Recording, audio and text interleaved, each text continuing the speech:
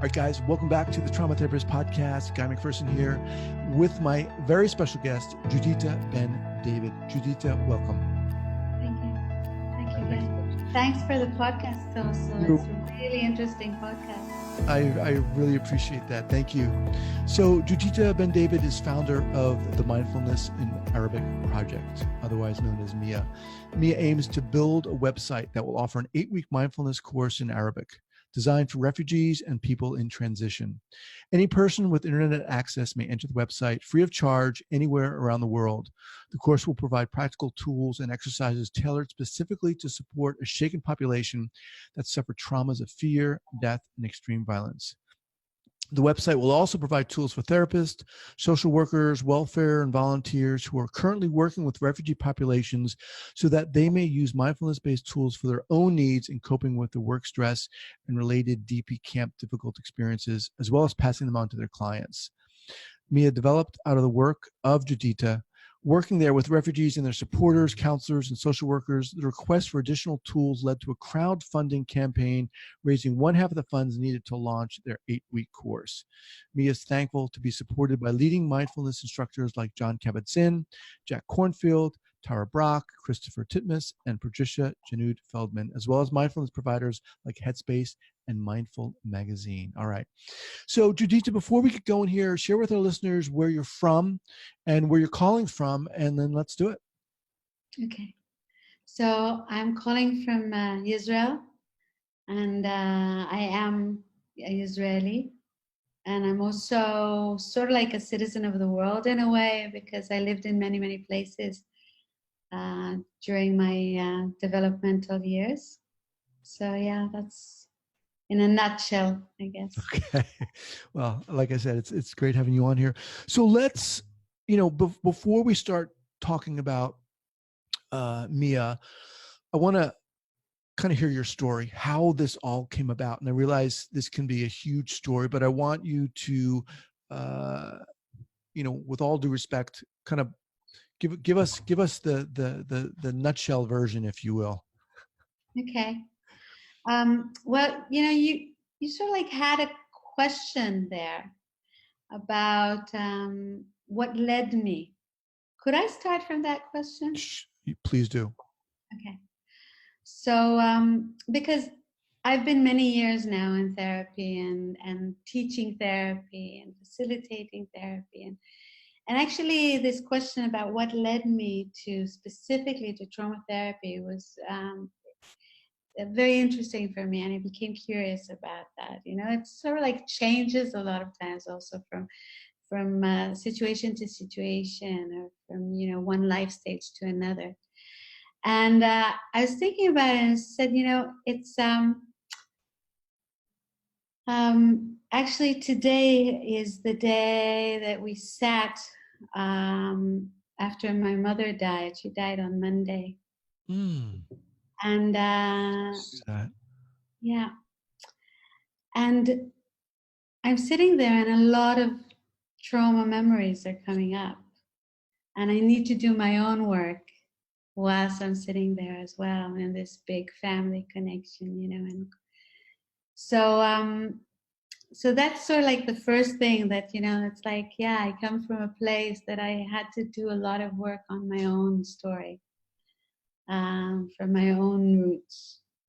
That would be more developmental trauma. And then when I was a child, an old aunt came to live underneath us, and she came from the Auschwitz camps, and she was one very strong PTSD, but then we did not know that. It was not called that way.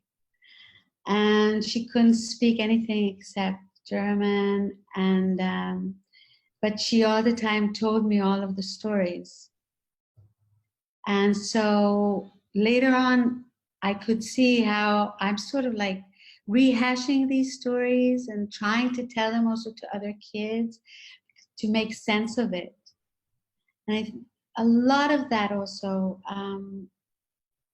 and the pain that she was carrying, and to see how a person that goes through this and that his family is being, extinct, how that can affect her possibility to adapt to a new place, which was very bad.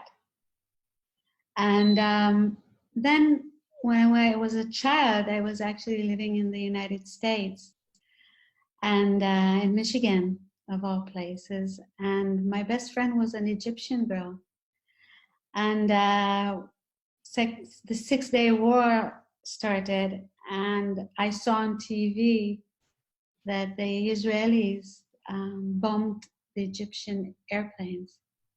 And I couldn't get it. I couldn't understand this, And I could see how that affected, again, our relationships around in that same place, in the student camp that was there. And later on, going around the world, as I said, I could see how violence and trauma and suffering is happening. Next to my therapy studies, I was also studying since 1990 Buddhist studies, Vipassana and mindfulness, of course, now, but also a lot of very the root of the Buddhist studies. And that really affected me, that touched me. And the connection between these two also led me to understand, the wheel of karma also, and how things sort of like affect each other, and how trauma can get stronger and stronger, and how the one that's traumatized then sometimes becomes the perpetrator himself or herself. And, all of that really started to make sense. And living here in Israel also, we see how this happens in everyday life, and this is very, very sad, but this is also, sometimes it feels also like a cage. Working also with traumatized soldiers, working also with Syrians that come from Syria and they are wounded, and how to also find the way to, have those two live together.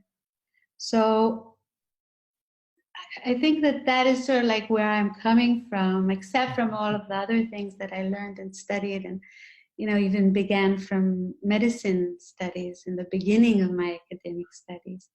And all of that sort of like came and became something that I'm very much interested about. And also that I really want to share with people that are in crisis right now, that are being displaced right now, that are going through that, moving, that walking of a population. And to see how, and if there is some way that these tools that I also used on myself, but also in my clinic, if I can also share them with them. Thank you, Juditta, for sharing that. I mean, it sounds like a extremely rich and at the same time very almost trauma-filled environment. Yes. I think you certainly laid the foundation for us to understand what inspired you to get into this field and what's almost the backdrop. But not everyone does the work you're doing in that environment. If you can talk a little bit more about what was going on in your mind such that you said, okay, I want to get into this field. I want to start helping people or working with people who are suffering from trauma. What was that process like for you? The truth is, I don't think that there was a process in itself. I mean, all of these things were a process underneath. But then what happened was that I was teaching breath work, and I was, in the psychotherapy field already, and some Gestalt and Jungian approaches, and body-oriented psychotherapy. And out of that and my Vipassana and Buddhist studies on the side, so a little bit of Mahayana, something was coming into a connection between these in my own work, which I thought that they're not. But my students said, hey, you're teaching Buddhist studies also, Mm-hmm. So then I started to give it some thought and to look at it. And then Peter Levine came to Israel. And I heard him and I just felt, wow, this is it, you know, for me also. I just felt I was like, you're talking me here, you know? Mm-hmm. It's really nice. I mean, it's when you have that click, you know, that, okay, this is my language. Now I know, you know, Right. where I'm going. Right. And that's what started it, really. Okay. So currently you're working with kind of getting Mia off the ground, but if I'm hearing you correctly, are you working in private practice or in a different, talk a little bit more, what does that look like? Who are you talked a little bit about working with people who are soldiers and so forth. Right, right. Sure, yeah. So my clinic is also a clinic, you know, on the ground, but also via Skype. Okay. Or Zoom nowadays, yeah. And I have grown-ups like between 17 and 69, 70, you know. And what we work with is, you know, life. It's not only about trauma, because you really need to balance yourself out when you work with this kind of with this subject and with this, you know, these cathectic energies. So you balance yourself out, and that's also an advice that I'm giving to therapists. And then the population that is coming are also for soldiers that have gone through trauma or that are holding PTSD already, and sometimes also car accidents, and women with sexual abuse, or sometimes also LGBT people that are coming from the group. We have a group in the Tel Aviv area, very live group that are coming with very interesting and very curious questions. And I also work in the northern hospitals with wounded Syrians that are coming over, because the hospitals in the north of Israel give medical care to wounded Syrians. And usually there, what I do is I work with the social workers there. I also work through the Red Cross to teach, to educate, to supervise the social workers that are working with the Syrians. Mm-hmm. And I've been teaching in colleges and universities. I teach in Turkey. I work with NGOs in Turkey that are working with refugees, but I also taught like in Mimar Sinan University, or in Ireland also in a university, and also a psychotherapy center. So I bring these tools as well through teaching, not only in the clinic. Yeah. Before we kind of jump into the genesis of Mia, can you share a little bit about what you're teaching specifically to these social workers who are working with soldiers? Okay. I'm teaching them a lot of techniques that we call psychophysical techniques, or what other people call sometimes the third wave techniques. And those are techniques that are based in the body and based in mindfulness, and that understand, you know, the neuroscience of the background of trauma, and that you can use within your own processes. Sometimes what we teach, or I teach, but I also usually have a co-facilitator, because I really like to teach in the two languages. Mm-hmm. And I pretty much insist on teaching in the two languages, in Hebrew and Arabic, or English and Arabic, so that they will hear it already in Arabic, that they will feel it in Arabic. Because when you go into their inner landscapes, you really need your own mother tongue in there. So that's something that we're doing also that is special. But when we come, we sort of like give sort of like an overview of what now is known about trauma and the processes of trauma in the nervous system, in the brain, polyvagal theory, things like that. And we also teach mindfulness in a nutshell, but just to give some kind of a sense of that quality of attention And also, then we go into some resourcing. A lot of times would be the first thing, and how to build resources, and then a little bit to talk about titration and simple tools. Sometimes we bring tools actually from and not from Peter's work, but from his students' work. Elaine Carras, I don't know if you know her, but Yeah, she's she's been on the podcast. Yeah. doing really good work, and I studied with her, and she actually invited me over to Turkey to work with her.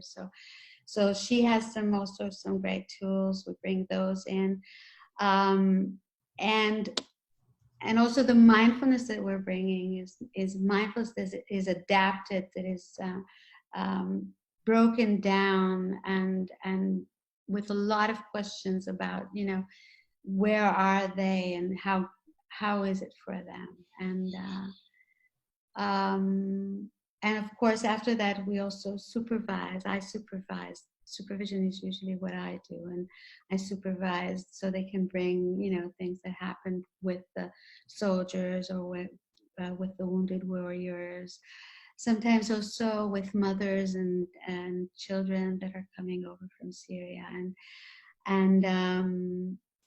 and to see how does it affect them also, because we're also working with a secondary trauma, and we're also working, and that's what I sort of like was pointing out to before, we're also working with very difficult emotional conflicts, because sometimes the healthcare person is from a different faith than the people that are coming from Syria, and they don't know exactly what these Syrians have done before, but they could have actually been hurting their own faith. So there's sometimes like really difficult emotional conflicts, which we need to supervise and to see how to, resource the healthcare person also. Right. Yeah, that's a very interesting point, and one that's a very specific point. One I really haven't talked so much about on this podcast. Juditta, let's talk about Mia and how did that come about? Okay. It came about, I think, what was it? Maybe I think 2.5 years ago. It came about actually from a few corners, and I will tell you. I will say what was the influence.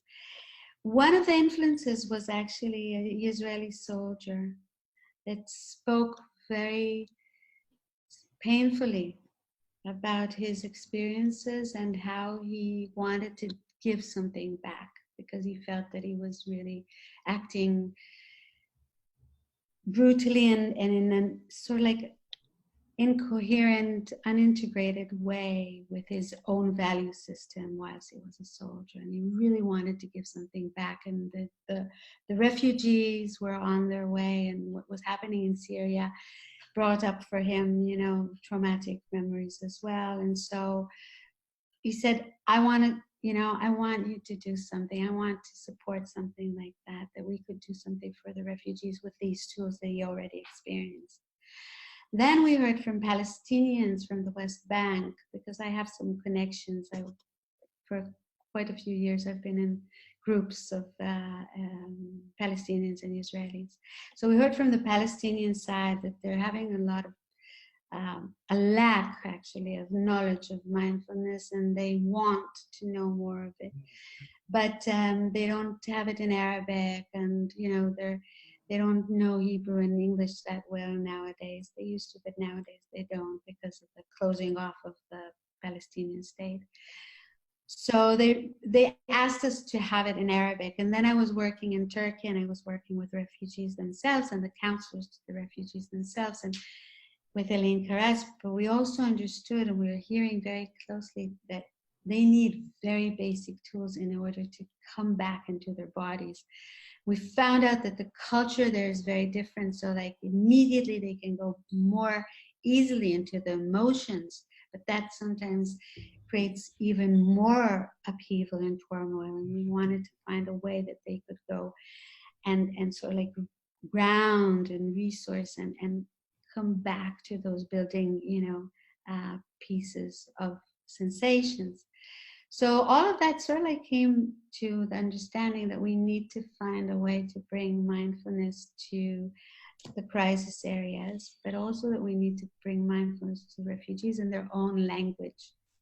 Now that was very interesting as well, because Arabic is an amazingly rich language and it has many, many dialects. So we have to sort of like focus on a dialect that is good for the Middle East, Palestinians, Syrians, Iraqi, old Iraqi people, so Jordanians. So that's sort of like a dialect that we try to understand, you know, what would be its boundaries, because it's sort of like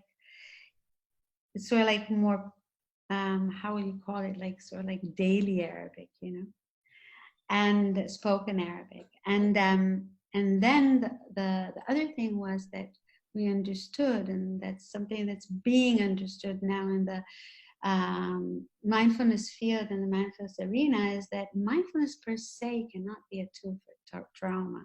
A lot of times, just like Vipassana in the past, a lot of times it can bring out and up things. And if you don't have the tools to balance, you don't have, you know, this understanding of how to regulate yourself, then it can be actually a hindrance, and it's not actually. I think that's a really salient point you're making, and one to kind of highlight. So just to be clear, you're not saying mindfulness is you're introducing it simply to heal trauma. Mm-mm. Right. No, right. no. And we're also bringing into this mindfulness, we're bringing trauma-informed knowledge. And it's going to be like we educate in things about trauma. We're going to educate about, you know, trauma-informed mindfulness. And inside this course that is being built. And we're also doing it culturally sensitive, which means that we're bringing metaphors that are more useful to the people that come from the Arabic world, as well as not, you know, making it very, very, very secular, so they do not feel that it's sort of like opposing their faith. But with what I would like to say about the trauma sensitive or trauma informed mindfulness is that we bring things that, you know, now in trauma therapy, you know already, but in mindfulness, in the old type of mindfulness, in the traditional type of mindfulness, and even in John Kabat-Zinn's mindfulness, which is amazing, but you wouldn't think about resourcing somebody first, okay? Actually, in the tradition, the Buddhist tradition, it is there. Specifically in the Mahayana really emphasizes that you resource yourself first, whether it's in loving kindness or you know, Tonglen, or these are things that sort of like bring up compassion, which can be also self-compassion. That's also a resource. So, and then you go into, you know, deep seeing, and into, you know, coming closer to the pain, being able to sit with the pain. So we're trying to find a way that we'll have the information about, you know, just like when we speak about mindfulness, a lot of times we speak about the breath being sort of like the rhapsody. The breath a lot of times was a resource, but we actually, with trauma afflicted people, can't always use the breath as the rhapsody, you know. So we need to understand what else could you find, you know, your sort of like resource in, or your anchor in, and then work with that, and start with very small segments. Just want to remind everyone that I'm speaking with Juditta Ben David. She's the founder of the Mindfulness in Arabic project, otherwise known as MIA. So this is a project in development, and you're seeking to raise funds to get this off the ground. Talk a little bit about literally how this thing is going to get off the ground. Okay. So we did the crowdfunding, and we did get half of the money that we needed, half of the funds that we needed. And so we're in the translation process, and we're in the beta phase, which is we're sending out to people that are willing to give us feedback. We're sending out the meditations, the documents, you know, the instructions, to see, you know, to have this interactive approach with the people, and to see what do we need to fill in or to omit, etc. And we also have a group of advisors that have been working with Arabic population but come from the trauma field, Mm-hmm. and we're sort of like brainstorming one week after the other. And what we really want, we could benefit greatly from, of course, for more funds so that we can finish this. We have already the first 2 weeks. One of the weeks is on already. Second week is now in the act of coming onto the internet. Mm-hmm. And we would like to get more money because we also want the website to be interactive itself. Because as we know, people might need some help sometimes in certain situations. And what our biggest dream, and that is really, if somebody wants to help us out with this, is to create the first facilitator course. There has never been a course in Arabic, and we want to create the first Train the Trainers course specifically for trauma-informed or trauma-sensitive mindfulness. So that's sort of like the dream step right now. Mm-hmm. Mm-hmm. And how much more money do you need to get this going? I think that something between $30,000 and $50,000 would be. Okay. And I can put a link up here in the show notes page for people to support. Okay. And it also, I think I mentioned it in your bio, you're being supported by some leading mindfulness individuals like John Kabat-Zinn and Jack Kornfield and Tara Brach. How did you get affiliated with them? How did you bring them on board?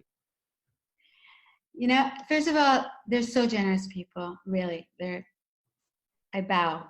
Really bow in front of them. And I'm also studying now with Tara and Jack on the 2-year mindfulness teacher training course.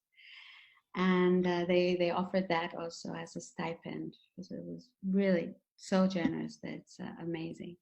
John also was very generous. He really wants this, out there. He really wants it to be he really believes in this tool, and he wants it to, to arrive to many populations as possible. But also the other sort of like mindfulness teachers and mindfulness communities were very happy to support us. And I think that part of it is also, and Jack and Joseph Goldstein was also, and because first of all, I was their student many years back, Joseph was my first teacher actually, and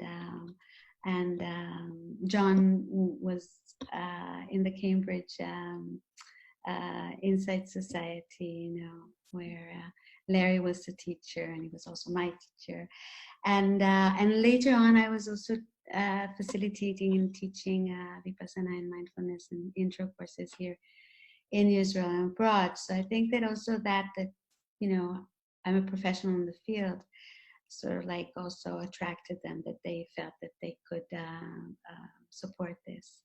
Yeah. Before we go, I want to kind of hone in on the population you're serving here with refugees and displaced people. Talk a little bit about their needs.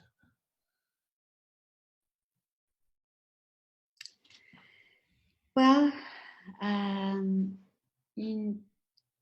there's so many needs there, but you can feel that when somebody is, doesn't have roots, and when you're being bombed, when you're being, thrown away from your own place, when you're being thrown away from your culture, from your language, when you don't really know when you'll be coming back, because in the beginning people were thinking that they're coming back pretty soon, but it follows 1 year after the other, and you're not really sure you're going to be back also, and there are many issues of loss, not only, of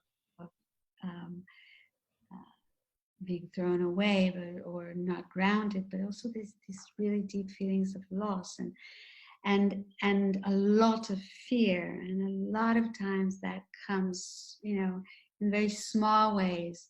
A lot of times that does not help them to adapt to a new place, just what I was speaking about with my aunt, you know.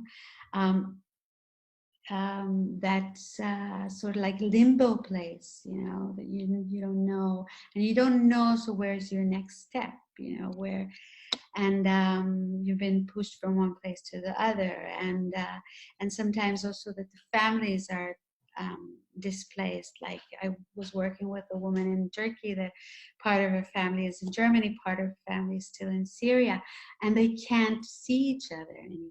All they can see each other now is in the Zoom, and we're speaking about a mother, a father, you know, a sister, a brother, and they don't know when they're going to be seeing each other again.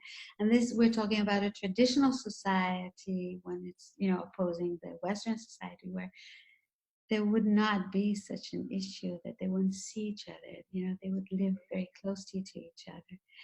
And then also, of course, there are wounds of the flesh, not only wounds of the emotional side, and there things that they saw that were horrific, people dying, you know, on the land and sea, and the surprise, the betrayal of one community against the other as well, because there were some communities there that were invited a few years back to live with them, but once the war began, they were immediately, you know, they became the enemy. And this happens in kinds of situations where there is very great violence and people are not feeling secure anymore. So there's a lot of betrayal happening as well. And betrayal is also trauma. A lot of we work with that a lot as well. So out of those places, you know, come the needs as well. That a lot of times self-regulation, emotional self-regulation, a lot of times just to, you know, bring a little bit more clarity into the situation. They do need to approach situations and to be able to solve, you know, and to be able to choose things. And a lot of times, as we know in trauma, that is not there, you know, so we want to work with them so that they will be able to come to that position that they feel that they can solve and decide for themselves also, you know.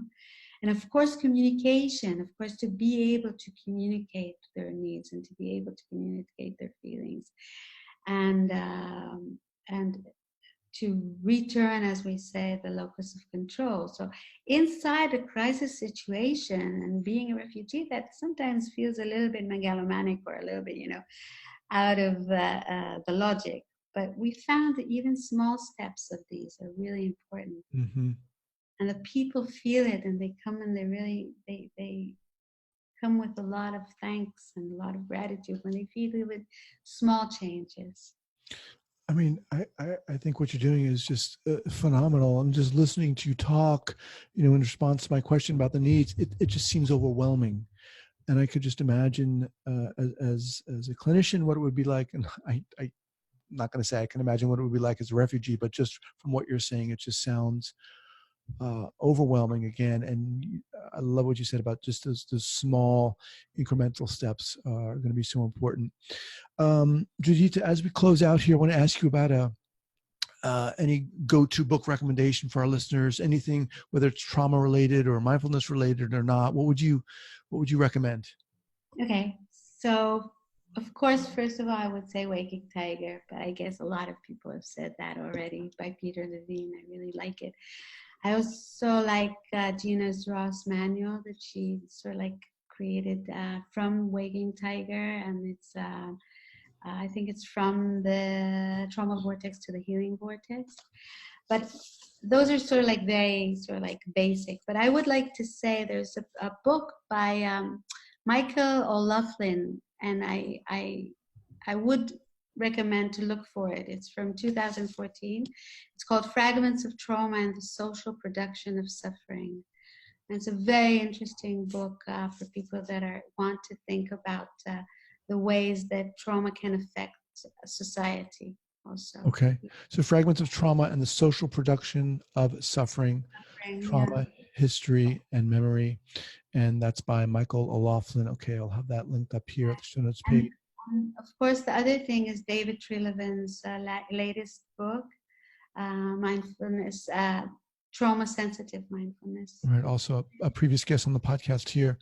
Juditta, I want to thank you so much. You've brought to this podcast another chapter of what needs to be addressed in this world, in this unfortunately giant world of trauma that we're living in now. But I love the voice you're bringing to this, and I look forward to helping you support your project, Mindfulness in Arabic project. I'll have a link to the show notes page if people want to help support you, if they want to donate, and we'll do what we can here. But it's been an honor having you on here. I want to thank you so much. Thank you very much also. It's been an honor to be here.